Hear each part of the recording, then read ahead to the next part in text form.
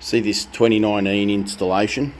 It has 2019 DC cables, which were a different standard than the current cables, because I guess the administrators of administrative administration felt like they needed to do something to make themselves relevant. So it's a little bit thicker now with this new one, and that means that's 25mm conduit. That means if I was to run two of these through there, they will cross over and get jammed because now it's too thick. So they must have thought of that and thought, well, we can't make it easy on them.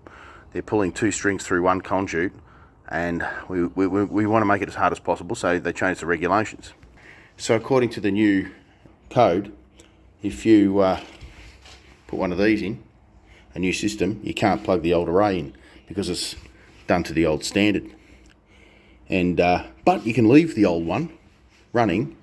So in effect, whether I was to plug this array into this new inverter or leave it as it is, it's still running. So it makes no sense whatsoever. I've never seen panels with this cable. They've always had this thick stuff on them, regardless of the generation, whether it was 2019 or not, because panels are made overseas and they don't give a shit about Australian regulations because they're retarded.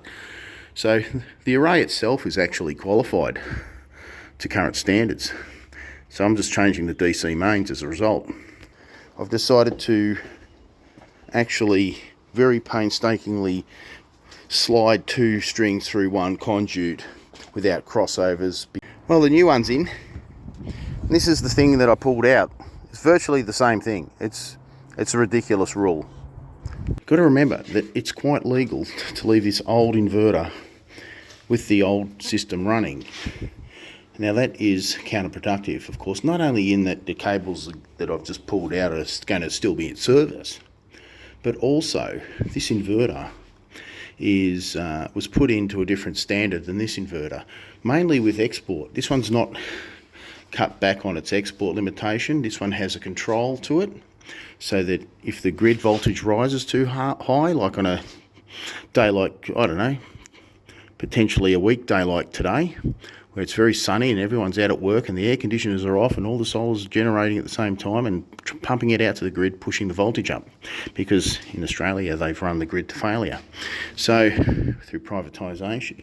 So now we've got voltage fluctuations everywhere. So this one doesn't handle voltage fluctuations. This one does, especially with the battery.